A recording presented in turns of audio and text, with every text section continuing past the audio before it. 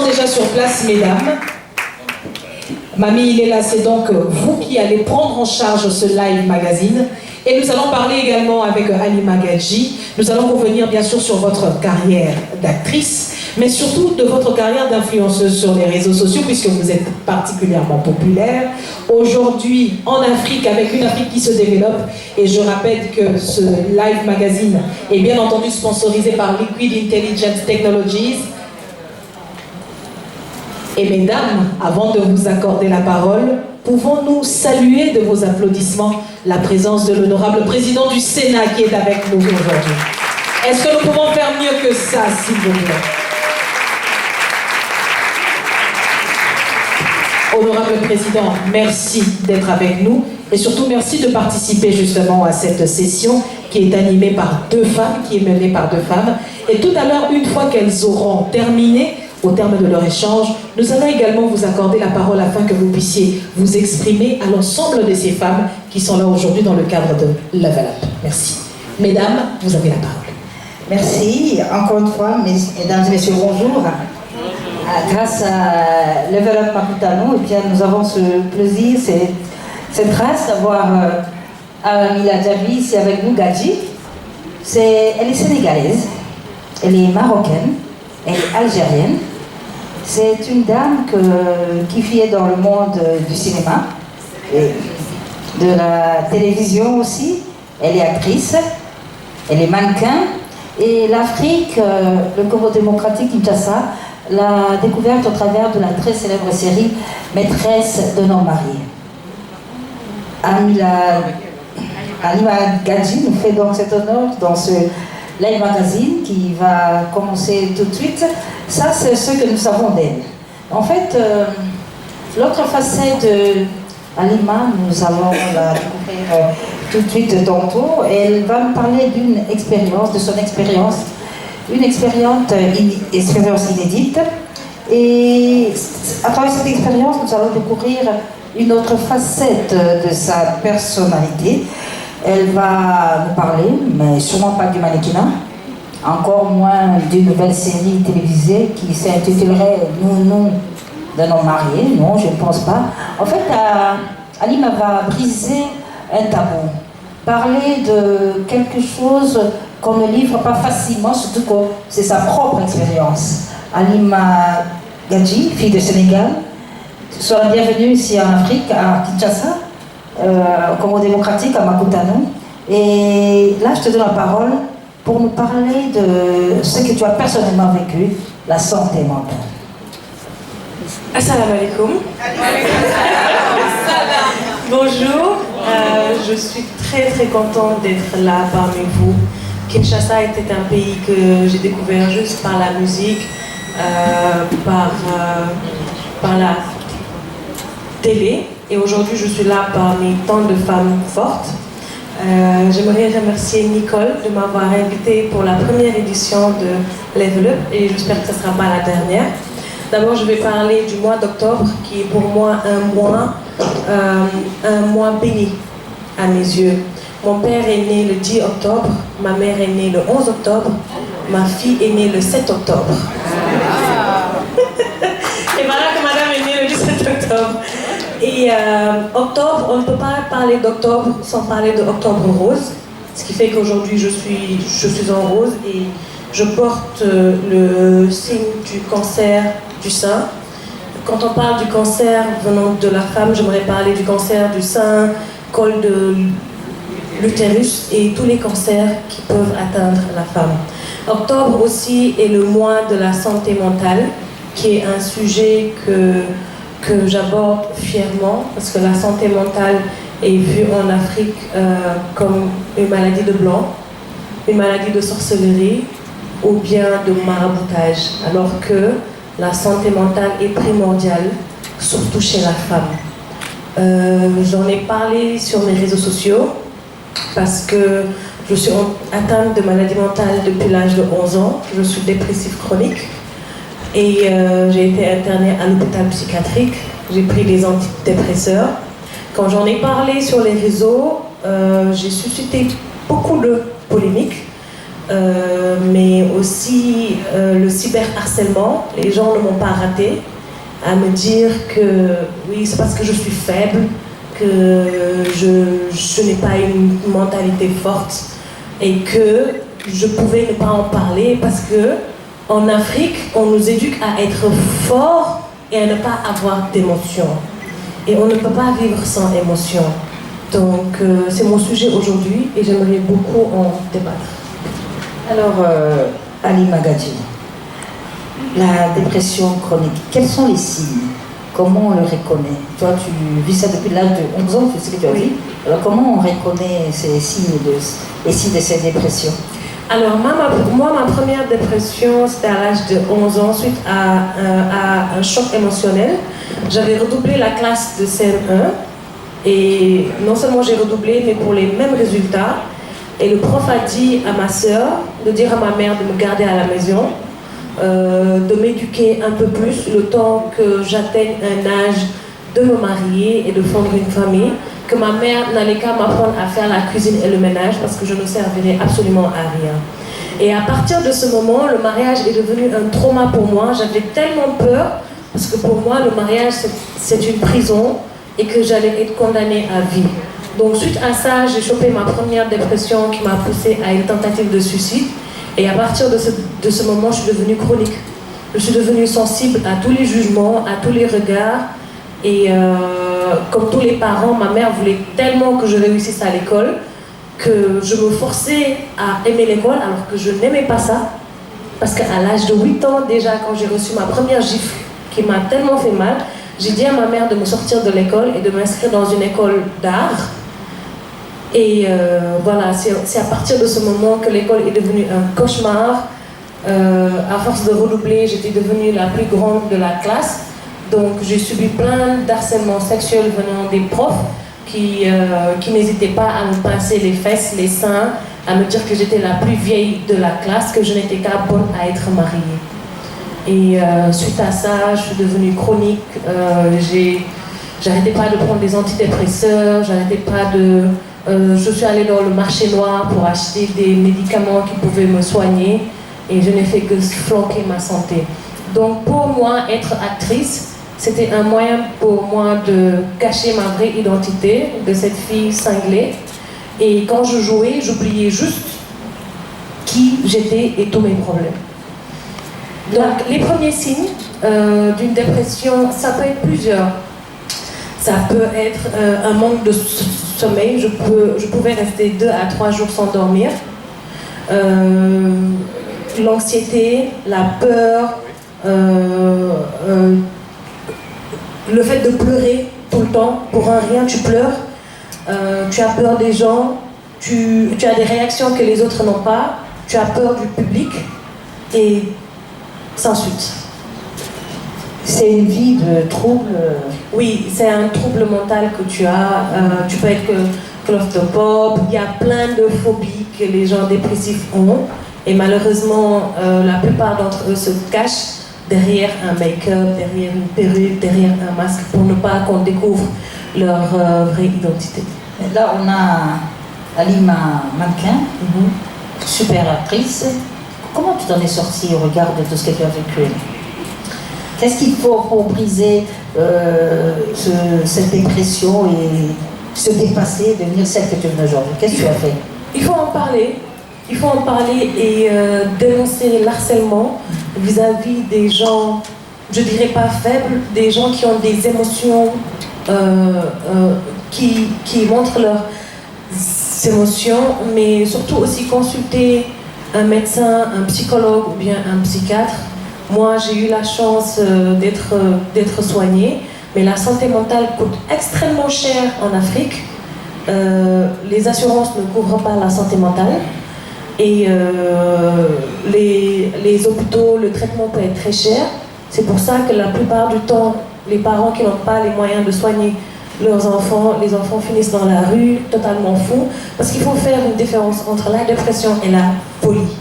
Mais la folie vient d'une dépression qu'on n'a pas détectée ni soignée.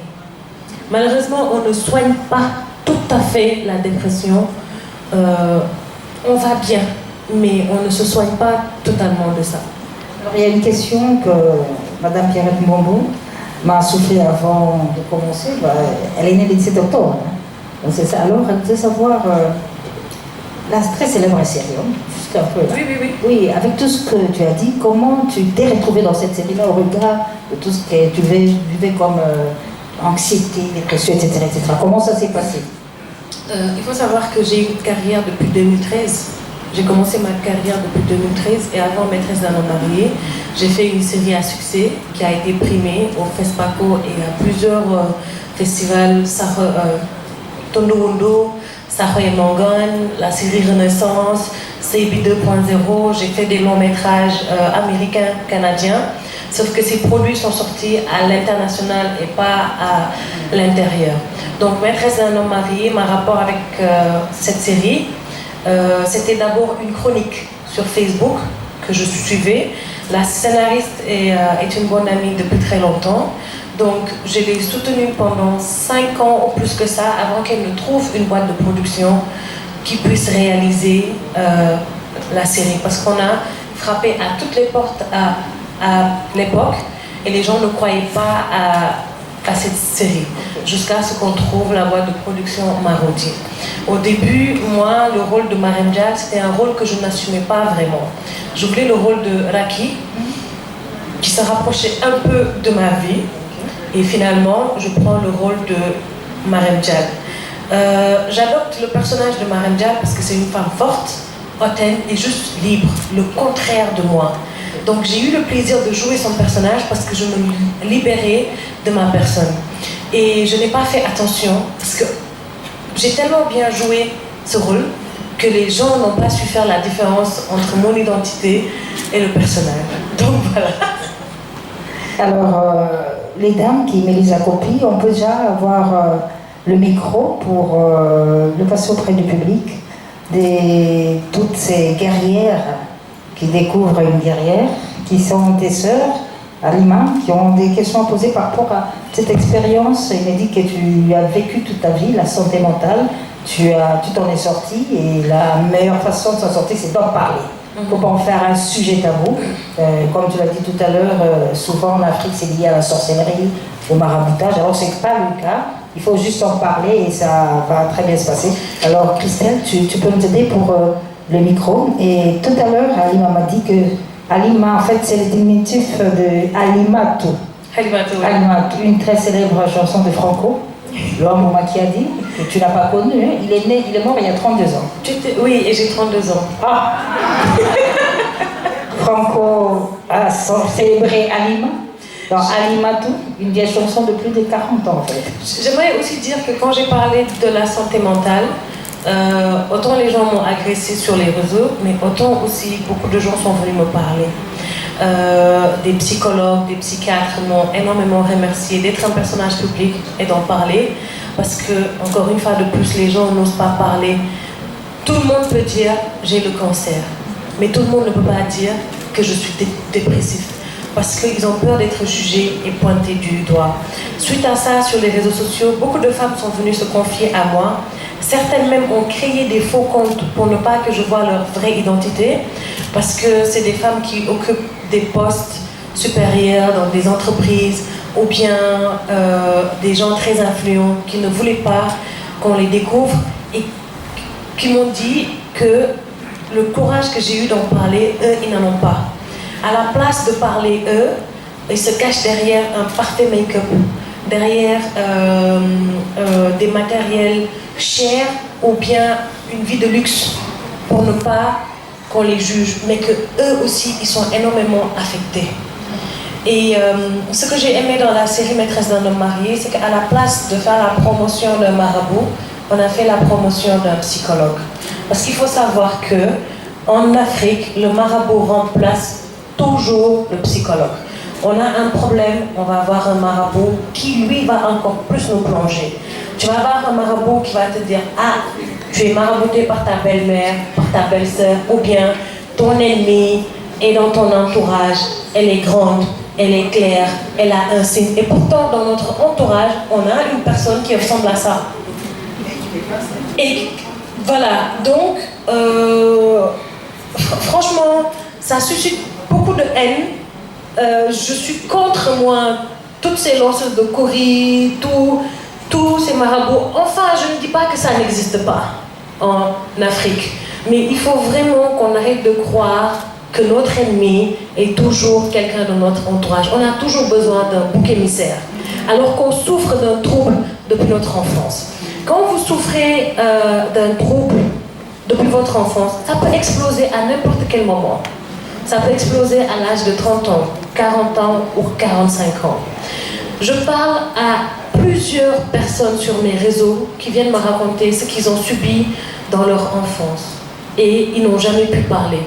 Plusieurs femmes ont été violées par leur père, par leur frère ou un de leur entourage. Et ils n'ont jamais pu parler. Ils gardent ça parce qu'ils pensent que le fait d'en parler, les gens vont les juger ou bien les regarder comme des personnes faibles. Mais toi, quand tu as parlé de ton expérience, ton entourage, les gens de tous les jours, de chez toi, de ta famille, comment ils ont réagi? J'ai énormément été stigmatisée, d'abord, parce que des gens que je pensais être mes amis ont été les premiers à aller dire aux autres « faites attention, elle est folle ». Et des gens n'hésitaient pas à venir me voir pour voir si réellement j'étais folle. Ils me faisaient répéter ce que je disais, ou bien ils faisaient des remarques bizarres à mon égard. Quitte à aujourd'hui, tout ce que je fais, les gens me ramènent au fait que je ne vais pas bien mentalement. Ce qui veut dire qu'aujourd'hui, je n'ai pas le droit de m'énerver. Je n'ai pas le droit tout simplement de me disputer avec une personne. La dernière fois, je me suis disputée avec une personne qui est partie crier partout. Je vous ai dit, c'est une folle. Alors qu'il avait tort à mon égard. Aujourd'hui, je n'ai plus le droit d'avoir un problème, ou bien juste, quand j'ai un problème avec une personne, cette personne va toujours ramener du fait que je ne vais pas bien. Mais en dehors de cela, tu es une personne, en fait, tu bégayes.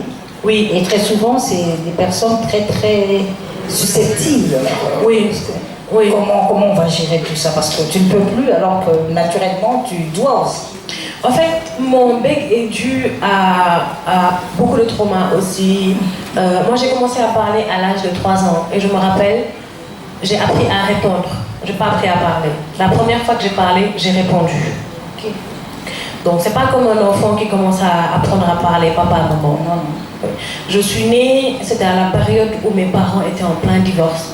Ma famille a connu énormément de crises et très tôt, j'ai vu ça. Très tôt, je l'ai vécu. Et ces traumas m'ont tellement atteint que j'ai pris du temps à parler. Et j'étais extrêmement bec. Aujourd'hui, j'ai un bec, ça va, j'arrive à m'exprimer. Mais j'avais un bec tellement aigu qu'à l'école, on m'a fait croire que j'étais handicapée et que je n'allais pas réussir à cause de ça. Et je n'ai jamais compris pourquoi les profs me frappaient parce que je ne parlais pas. Et ça m'a juste poussée à détester l'école. Je n'ai pas détesté l'école parce que je n'étais pas intelligente. Mais c'est juste parce que on m'a frappée, les élèves se moquaient de moi et j'ai été traumatisée. On encourage Halima Gadji pour tout ce qu'elle a vécu jusqu'à devenir cette elle est aujourd'hui et ce courage formidable de le dire en public. Christelle. Alors, sans vouloir vous griller ou vous voler la vedette, mesdames, en fait, en écoutant ce témoignage tellement poignant aujourd'hui à Alimatou, et de voir que vous choisissez quand même de rester sur les réseaux sociaux. On le sait tous que les réseaux sociaux peuvent être une arme aussi de destruction massive, surtout dans votre état d'esprit. Mais aujourd'hui, qu'est-ce que vous construisez comme barrière pour éviter que ce type de remarques ne vous affecte? Parce que qu'on se le dise, lire une centaine de commentaires négatifs, ça peut avoir un impact sur votre état d'esprit, mais vous choisissez de rester sur les réseaux, vous choisissez de continuer ce combat. Quel est le mécanisme de protection, si je peux appeler ça comme ça, que vous mettez en place pour ne plus être affecté? Écoutez, j'ai appris à bloquer les gens qui viennent m'insulter sur mes réseaux, parce que je ne laisserai pas aussi des moins que rien viennent m'insulter et s'acharner sur mon sort. Parce que moi, ma dépression est due à ma faiblesse de recevoir les mauvais commentaires, de recevoir les jugements, parce que ça m'a toujours fait peur que les gens me voient autrement. Et sur les réseaux sociaux, tout le monde est libre de créer un compte à partir d'un numéro de téléphone et un mot de passe. Et ces gens s'acharnent sur les plus faibles parce qu'ils se nourrissent justement de ça. Mais je reste parce que j'ai pu libérer plein de gens qui ont le même problème que moi et qui osent en parler aujourd'hui. Si je reste encore, c'est que il y a tellement de jeunes filles et de jeunes hommes qui ont besoin d'exemples, qui ont besoin de figures fortes pour pouvoir s'inspirer. Et c'est ce que je disais hier, allez sur les réseaux sociaux, parlez à ces gens, parlez à ces jeunes. Parce qu'au-delà de tout ça, sur les réseaux sociaux, il y a un fléau de... Aujourd'hui, toutes les femmes se mettent nues sur les réseaux. Toutes les femmes pensent que porter un sac Gucci ou bien porter une perruque à 1 million font d'elles des femmes fortes. Ce n'est pas ça. Après, je n'en veux pas à toutes ces femmes, si c'est par leurs moyens. Mais j'ai juste envie de dire à ces femmes, montrer à cette nouvelle génération de femmes qui grandit ce que c'est qu'être une vraie femme forte. Voilà. Des questions?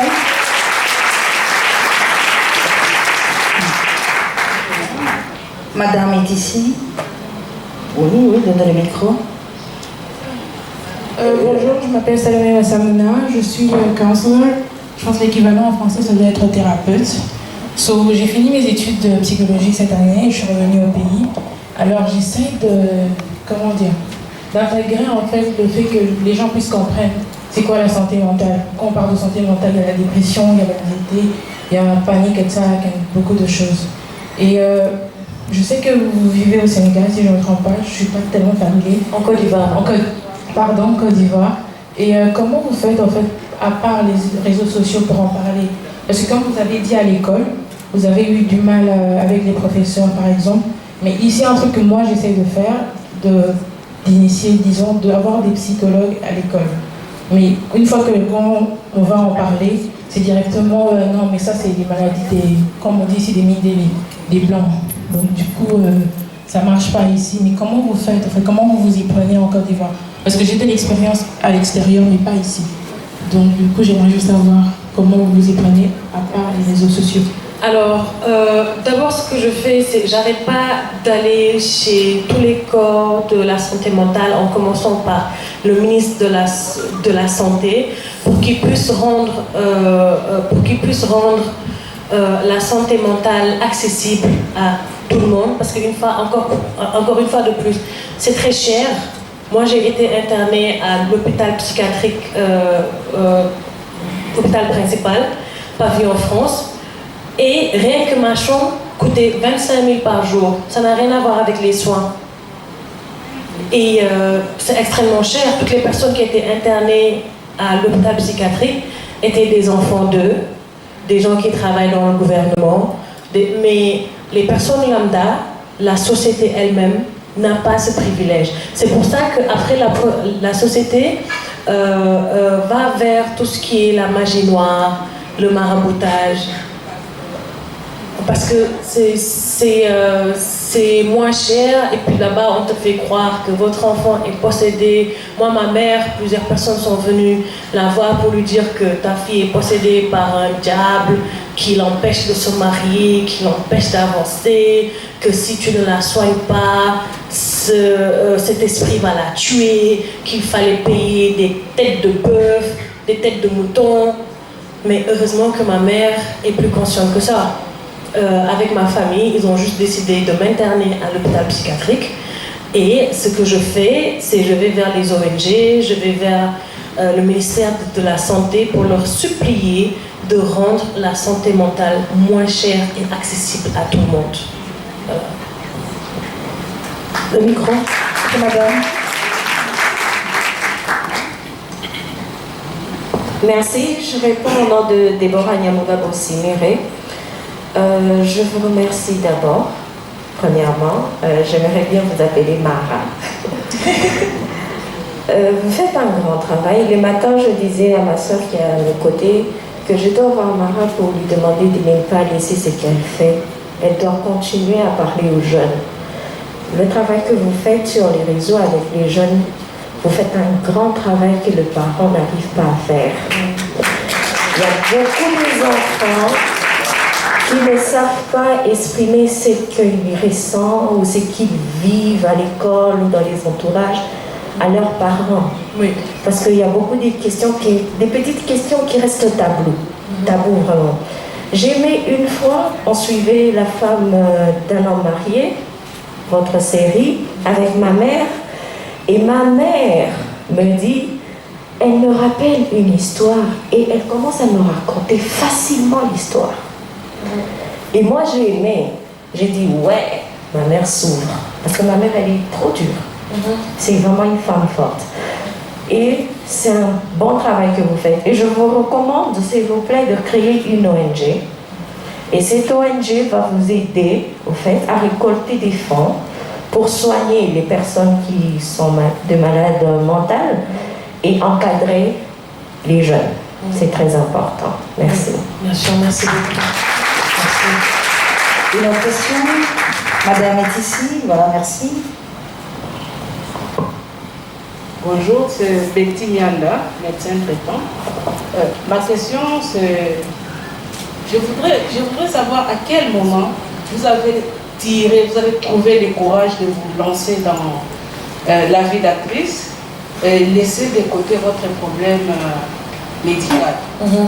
Est-ce que vous avez été suivi par un psychiatre ou c'est venu de l'intérieur, c'est une force intérieure qui vous a donné ce courage? Alors, toute ma vie a été entourée de psychiatres et de psychologues. Depuis l'âge de 15 ans, je vais me consulter chez des psychiatres et des psychologues. J'ai été internée une fois et j'espère que ça ne sera pas 2 fois. Donc, ce qui se passe, c'est encore une fois de plus, il faut savoir que les gens dépressifs ont toujours quelque chose à laquelle ils tiennent. Ça peut être comme l'art, ça peut être plusieurs facettes. Allez chez le plus grand dépressif, vous verrez qu'il a une qualité. C'est juste qu'il fait passer sa maladie sur ça. Pour moi, quand je joue, je me soigne. Dès l'instant où je commence à jouer, c'est comme si je soigne toutes les blessures à l'intérieur de moi. Et c'est pour ça que je le fais extrêmement bien, parce que j'oublie ma personne. Et ce qui fait